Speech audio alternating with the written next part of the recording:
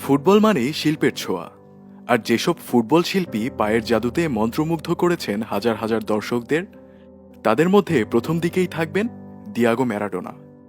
অধিকাংশ football বোদ্ধারা hand of god খ্যাত এই তারকাকে সর্বকালের সর্বশ্রেষ্ঠ ফুটবলার হিসেবে মানেন।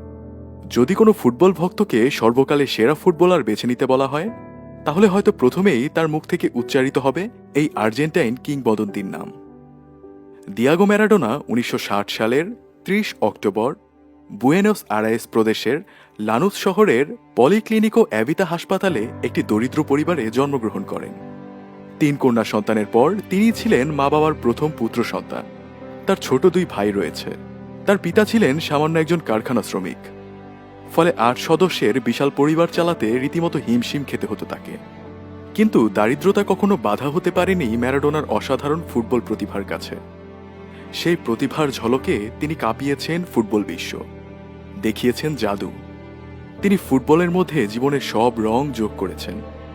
আর্জেন্টিনোস জুনিয়রের হয়ে ১৬ বছর বয়সে পেশাদার ক্যারিয়ার শুরু করেন তিনি। জাদুকরী বা পায়ে তিনি মাতিয়েছেন বার্সেলোনা, নাপোলি, সোভিয়া ও Newell's Old Boys club. Racing, Gimnasia ছাড়াও আর্জেন্টিনা কোচের দায়িত্বে ছিলেন ম্যারাডোনা। তবে ম্যারাডোনা অমর হয়ে আছেন আর্জেন্টিনার জার্সিতে। ১৯৮৬ বিশ্বকাপে তার নেতৃত্বে দ্বিতীয় বিশ্বকাপের দেখা পায় আর্জেন্টিনা।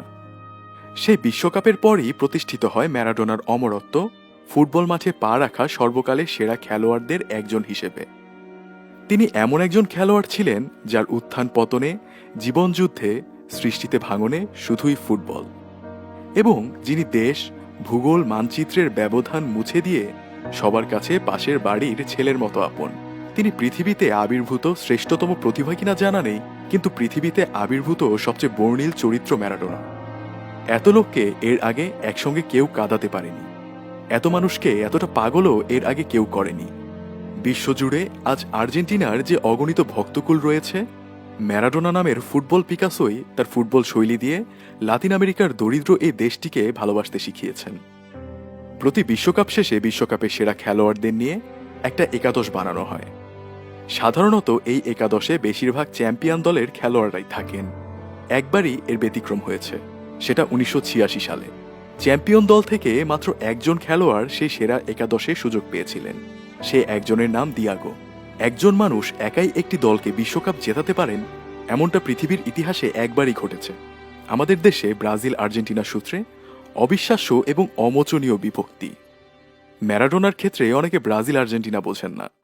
সবাই বোঝেন সেই তারুণ্যের ম্যারাডোনাকে, যিনি কাঁদিয়েছেন, হাসিয়েছেন, আর জানিয়ে গেছেন, আমাকে দেখো, আমি তোমাদের জন্য ফুটবলের ভেতর ভরে স্বর্গের আনন্দ বয়ে নিয়ে এসেছি।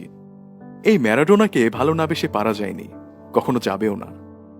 মাত্র ৬০ বছর বয়সে হার্ট অ্যাটাকের শিকার হয়ে পৃথিবীকে বিদায় জানিয়েছেন কিংবদন্তি এই ফুটবলার। পাগল কষ্ট চেপে চলে গেলেন, আর ফিরেও আসবেন না। তবে যতদিন পৃথিবীর বুকে ফুটবল খেলাটা বেঁচে থাকবে, পৃথিবীর বুকে যতদিন একজনও ফুটবল প্রেমী থাকবে, ততদিন ম্যারাডোনার নাম উচ্চারিত হবেই। ভালো থাকুন ফুটবল রাজপুত্র।